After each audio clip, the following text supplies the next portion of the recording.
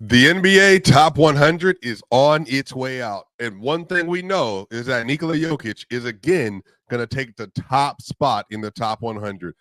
But how can he hold on to the spot? Is this deserving for Jokic off a second round exit this last year? We're also going to talk about the rest of the Denver Nuggets players and starters. Is there anybody else that should be on this list? We're going to speculate where they should be. Also, we're going to talk a little bit about the Serbia-Finland game. I watched every dribble of that game, and I have some interesting thoughts on what exactly went wrong and how we really need to make sure some things are shored up going into this NBA season. Also, the Denver Nuggets, most of the roster attended the Rico Hines run this summer. If you haven't seen the clip, it was amazing. We're going to talk about all that and more here at Locked On Nuggets.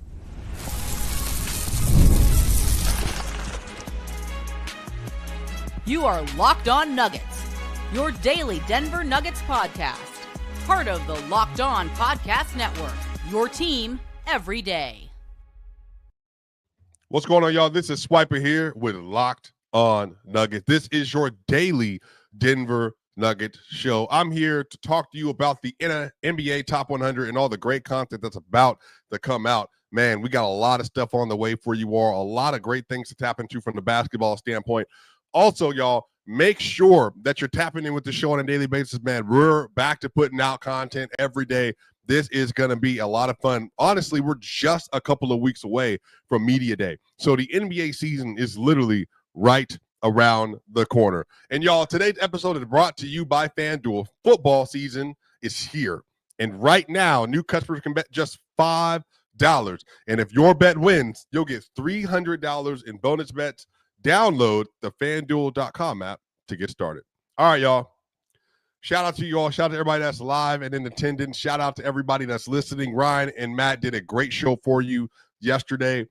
But I felt like it was important for me to offer my own thoughts here. And, you know, not that I have some grand thoughts that everybody needs to hear, but I do have a perspective on this. I think it's interesting. You know, when I talk to people about Jokic, and depending on the setting that I go into, when I talk to a lot of basketball players about Jokic, a lot of people say he's the best player in the world. You know, when you go to certain circles within the NBA Twitter sphere, or, you know, people that are fans of other teams, I mean, you can hear mentions of Giannis and hear mentions of SGA, hear mentions of Luka, 76ers fans. Some of them would still say Embiid. You know, you got people that like Celtics fans. I think Jason Tatum, he was the Finals MVP. How is he not the best player in the world? I think that there's arguments for a couple of players, but I think one of the things about Jokic that is most difficult for people to wrap their brains around is, how do we talk about an offensively slanted center who, for many people, is one of the best, if not the best, offensive player ever. But this is not somebody who's a traditional rim protector. This is not someone who is a traditional, very good defender like a lot of bigs are at this level. But hey, offensively, he's maybe one-of-one. But he only had one championship despite having 3 MVPs. There's a lot of conversation and narrative around Jokic. And I understand where a lot of those questions are coming from. But my pushback, or maybe response to that, is I think Jokic is being graded in a way that is specifically measured to himself. Like, I think if another player, for instance, y'all, last season averaged 29.6 points per game, 12.7 rebounds, averaged 10.2 assists last season. And then on top of that, they were able to do this while shooting a 66 true shooting. And if you take out heaves, they shot 44% from 3, shot 63% from 2, and then made 80% of their free throws. Last year, if you look at the net rating, the Nuggets had a plus 10.8 net rating when Jokic was on the floor last season. Last season, the on-off, there was a 19-point swing. A 19-point swing when Jokic was on the court as opposed to off the court for this Denver Nuggets team. And I think one of the things that has to be talked about and maybe understood with Jokic is like this all-time great floor raiser, where the level of success that the team is experiencing with him is something that they just wouldn't have without him. When you look at NBA history and you go through some of those Kobe seasons when he was playing at his apex, but the Lakers weren't great, you saw a very similar on-off stuff. You look at the LeBron years, you see very similar on-off stuff with him with the Cavaliers or with the Miami Heat. And I think Jokic, one of the things that makes him so great is I think he's the best scorer in the league. When you look at the playoff series from Jokic, even last year, like OKC, for instance, he struggled in shooting in really in 2.5 of those games. In game 4, wasn't his best shooting game. He had 23 or 27 points and 13 rebounds. In game 5, he had 40, 15, and 5, and it was 2 steals as well. Had 15 points in the 4th. He had 29 and 14 in game 6, and then he shot 64% from the field in that game. And then game 7, he had 17, 7, and 3 in the first half, and it looked like he was on his way to having one of his games. But then the Nuggets just ran out of juice and engine. And then in the first game, he had 42 points and 22 rebounds in that game. I think 6 assists. And then obviously, like, he had an average of triple-double, 24, 12 and 10, or 12 and 11 inside of the series with the Los Angeles Clippers. I think that, like, Jokic is a standalone all-time great talent, but he has his flaws. He has the things that he doesn't always do as well as you would want a certain player to do. And I think the rim protection stuff is legitimate. I think those are real criticisms to have about Jokic. I think the non-traditional defensive impact stuff is a very real conversation to have about Jokic. But I do think just when it comes to like defensive rebounding from his hands, the steals, like, he grades out very well when it comes to that stuff. And I think a lot of that is Jokic has to mitigate certain weaknesses that he has. And, when the Nuggets have the personnel in place, especially, they've been able to anchor like top 8 defenses, anchor top 3 rim protection defenses, anchor some of the best 3-point defenses in the NBA. I think he's a pretty good defensive playmaker, especially for a center. But I think one, Jokic is in the conversation for, I think, the best scorer in the league, the best rebounder in the league, and the best playmaker passer in the league. And I think when you have a player that kind of does all of that stuff, it matters. And I think that's where the thing is, when you start to compare him to Giannis and then Luka and then SGA, I think the question you have to be able to answer is, based on skill set, which of these players can rise to the highest peaks, which has like the highest floor, which player has the biggest weaknesses that you can take advantage of, and high leverage moments. How do these players perform? What are they giving you? What kind of performances are you getting versus the best defenses, versus the best teams? How are you contributing to what's happening on the court? For me personally, I think that the best 2 players in the league have been Jokic and Giannis. I think Giannis is a singular all-time great talent. I think he does a lot of things that impact the game at a really high level. But I think that the thing is, it's like there has to be some, I think, reconciliation with Jokic and the Nuggets, the stuff that they went through this last season, and then going into the playoff playing versus really good defensive matchups. And like, even myself, I didn't even think they're going to get out of the Clippers series because of the dysfunction that existed all year, firing Malone, then Calvin Booth not being brought back. I mean, there was so much that went into the stuff that happened, but then they still were able to go to the playoffs. They played 14 games. They played very well at times, and they have some really low moments, I think, in large part because of fatigue and because of energy. But Jokic was able to lift up that roster in some really, truly magnificent ways. And I think he obviously deserves credit for that.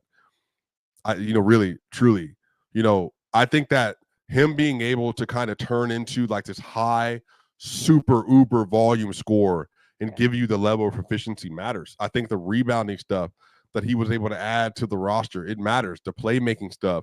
And then on top of that, even just from a defensive standpoint, I mean, he finished number 2 in steals last year. Again, that matters in part to how are you able to up your game and to add pieces when you need to be able to do it. And then if you look at his shooting numbers, like I said, he shot 72% at the rim. He shot 57% from short mid-range. He shot 54% from long mid-range. And then he shot 41.8% with 22 heaves from 3. Like, the levels that he's been able to get to. And then this is off the back of the Olympics, where he was the first player in Olympic history to be able to lead the entire tournament in points, rebounds, and assists. And then this is going into the year that he had this last year. And I think he played very well in Eurobasket. We're going to talk about that a little bit later. Some of my criticisms of what happened over the course of that run for Jokic, for Pesic, and for the rest of the roster. But I just think Jokic, he deserves that number one spot. But this is going to be a year, we'll talk about on the other side, where I think there's going to need to be some work done, I think, from a team winning standpoint that's really going to have to aid itself in this conversation for the next season. But y'all, we got more to talk about, y'all. This is just the first segment. We'll be back for more here. Locked On Nuggets. Now, y'all, the NFL season is here, and FanDuel is making sure you're ready for kickoff with a can't-miss offer. Right now, new customers can bet just $5, and if your bet wins, you'll get $300 in bonus bets to use across the app.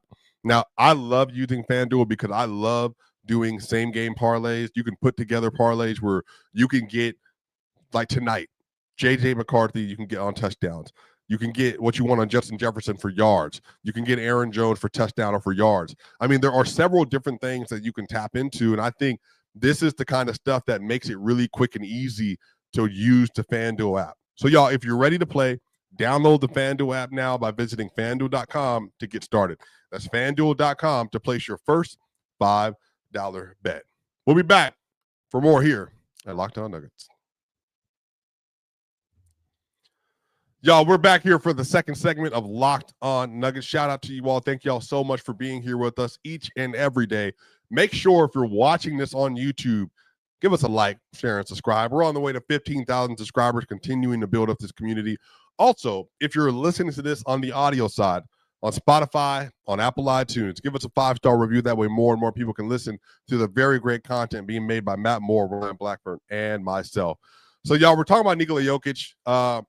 He was revealed to be the number one player on the Locked On NBA Top 100 list, and I think that is deserving. I think most people believe and feel that he is the best player in the sport. But I'll say this, I think that this year, with the emergence of, Jamal Murray, Christian Brown, Aaron Gordon, Cam Johnson, Bruce Brown, Tim Hardaway, Jonas Valanciunas, Peyton Watson, Zeke Naji, like, they have a very good 1 through 9, 1 through 10 roster. And it should pay dividends in the regular season. They should be able to have better performances as a team in the regular season. I think Jokic should be about 26, 12, and 10.5, 10.7 assists this year. His efficiency should go up, honestly, even more. Like, if this was a combination between this last season and between 2023, where he's sitting at about 26, 12, 10.5, 11, but he has like a 68, 69 true shooting, I think that's about where he should be at.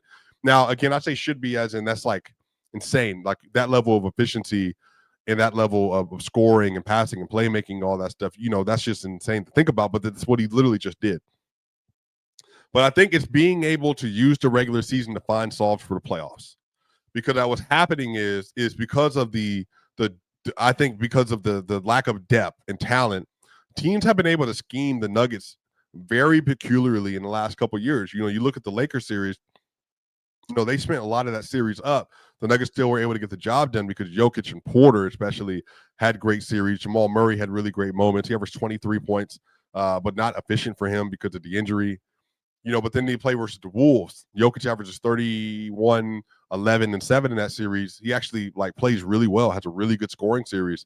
But Jamal Murray's dealing with a real injury. He averages 18 points on 38% from the field. And then last year, Murray had an up and down series versus the Lakers, and then a bad series, I think, versus the Wolves. And then last year, he had a good series relative, I think, versus the LA Clippers. But then he has a really up and down series versus the OKC Thunder. And, I think some of this is, if Jamal Murray plays better in game 5, for instance, when Jokic has the 40 ball, they win that game. Jamal Murray missing wide open corner threes. And I remember watching it. I thought for sure that was the shot that was going to bury OKC and they were going to get up 3-2, but then they just weren't able to close out the quarter despite having a lead going into the fourth. I think the Nuggets as a whole are going to have to be able to really, truly show that last year stuck with them, that they want to be great, that they want to do things that it takes to win at a very high level. Right now, the team feels uber competitive. And, if you just kind of pay attention to the tea leaves for the Nuggets, the Rico Hines run was probably one of the biggest indicators of what I'm talking about now. Like, you had Jamal Murray there, Christian Brown was there, Peyton Watson, Cam Johnson, Aaron Gordon, Zeke Naji was there, Spencer Jones was there, Jamar Bates was there, Bruce Brown was there, Julian Strother was there. Basically, everybody but Jokic and Jonas was there at the scrimmage. And there's a level of team chemistry and cohesion that they're working on building right now, because I actually think that's going to be the biggest gap between them winning another NBA championship and not. Are they on the same page? Are they together? And Jokic, are you leading the way? And David Adelman, as Pop is talking about with the preventing the entry pass, that really flared its ugly head in Game 7. Because versus OKC, they put the Jokic with Caruso, and the Caruso was fronting, and they couldn't throw the ball in because they couldn't get it in backside because they're a weak side defender. Okay, so how are you going to prevent them from being able to do that? We saw with Serbia, Finland, that every time they dumped the ball in, it was a post double, but then now Jokic is passing the ball out, and it's not as good of a shot.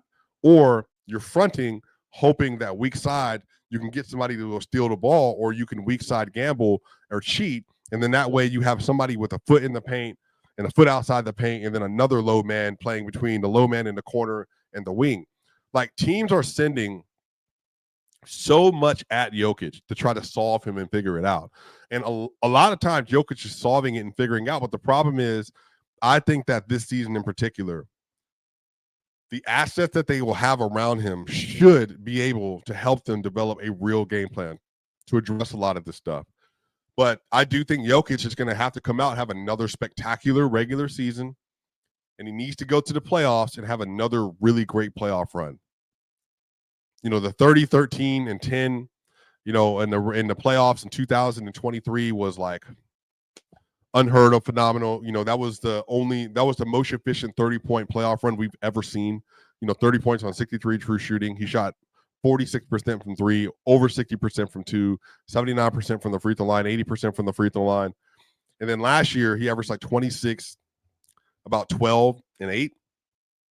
And I think that's what I'm saying. Like, I think Jokic, it's not like it's a huge criticism of him for what he did last year in the playoffs, but I do think like the shot-making stuff failed at times. It really did. And when the shot-making goes away, the Nuggets have to be able to find ways to really counterbalance, because it's really depending on the kind of pressure that he's getting. Last year in the playoffs, he did 6.2 points, 12.7 rebounds, 8 assists, and 2 steals and 1 block. Shot 49% from the field, 38 from 3, which is 42.5 from 3 without the heaves, and 77% from the free throw line. Like, for Jokic, that's not Jokic. But for anybody, that's like great numbers. But I think Jokic is going to have to truly be able to take what he did last year, have a similar season, not as many points perhaps, more assists. The efficiency needs to hold or get better. Defensively, bringing more consistent effort to be able to lock in and take care of an opponent. And then on the other end, I think the Nuggets as a whole with their roster, everybody just is going to have to be able to deal with the idea and the fact that teams are going to double and they're going to front and they're going to make sure they can do whatever they legally or illegally can to keep Jokic from getting the basketball in an advantageous spot. And that was the story of the playoffs this year, is that when it came down to that time and they needed to be able to give him the ball, they just weren't able to consistently. But that's a part of like when you have an all-time great center, you got to have people, Sam Cassell and Hakeem. You got to have like Kobe, Shaq, Derek Fisher. You got to have players that can make those passes at high levels. And if you look at the way teams are playing Jokic, especially even in a pick and roll, I mean, they're trying to like push, shove, they're trying to hold, they're doing anything they can to prevent that roll and then getting hands up on the passer. That way you can't make easy passes either in the dump off or low man passes at his legs. And I think the Nuggets are going to have to be prepared for that. Like, how can you overload top side on Jokic's post side? How can you send the proper cut backside? That way he knows exactly when and where you're going to be there when the defense tries to throw something at him in order to throw him off.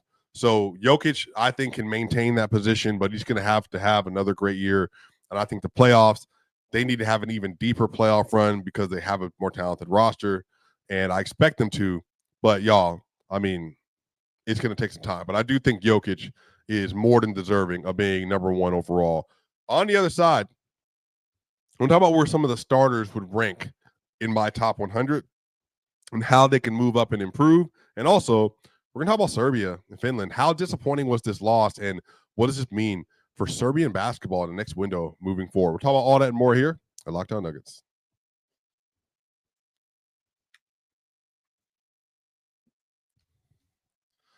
We're back here for the final segment of Locked On Nuggets. This is your host, Swipa. This is your team every single day.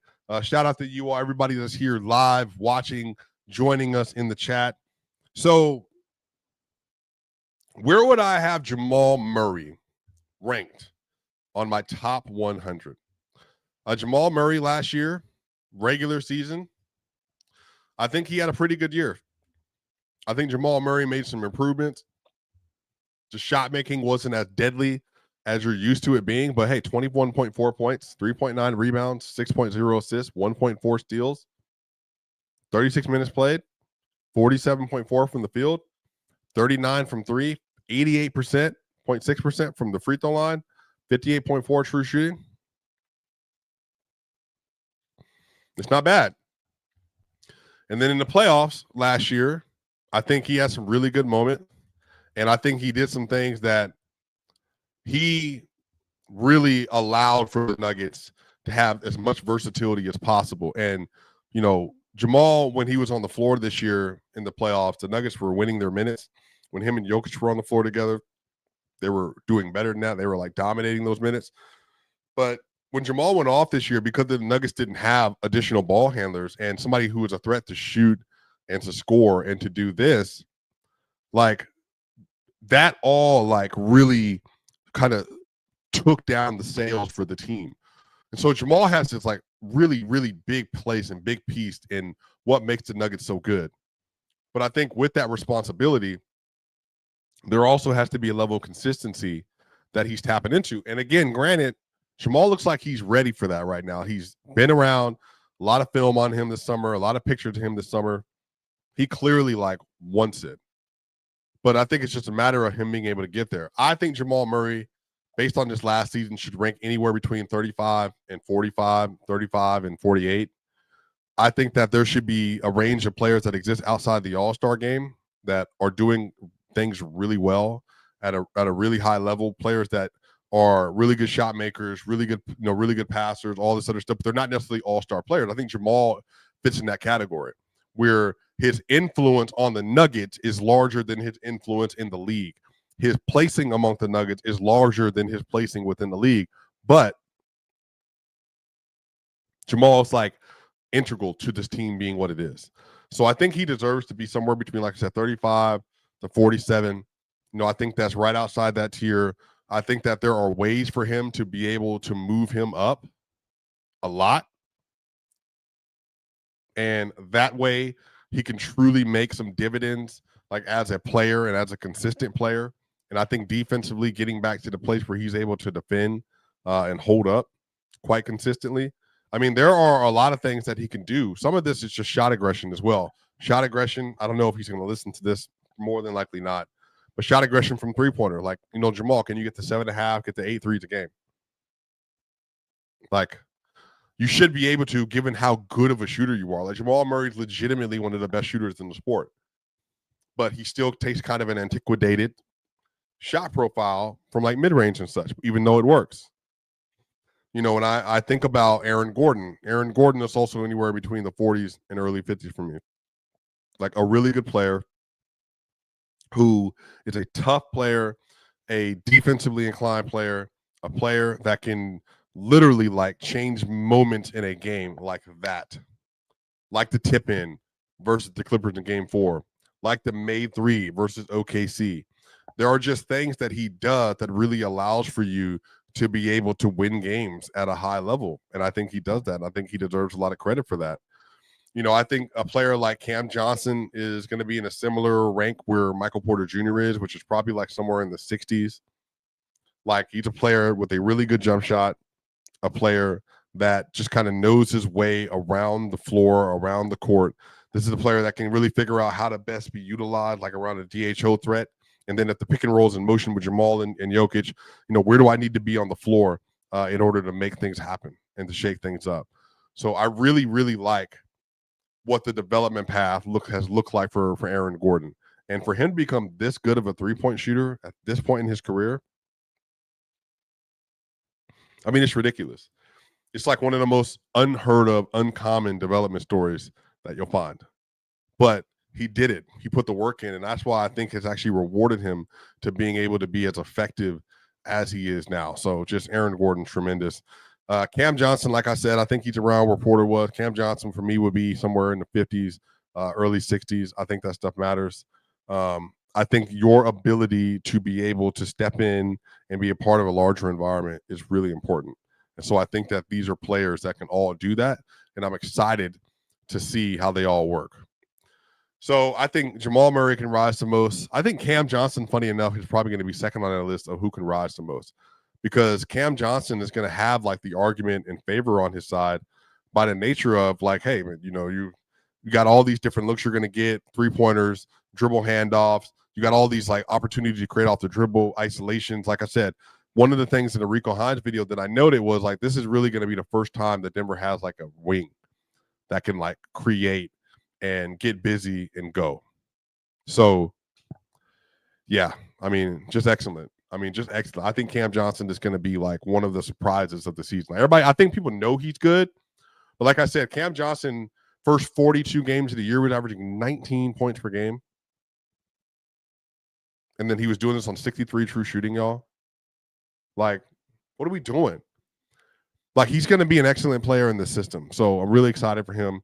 Christian Brown's another one that can continue to, I would say, elevate and figure out how to play better as an offensive engine, especially.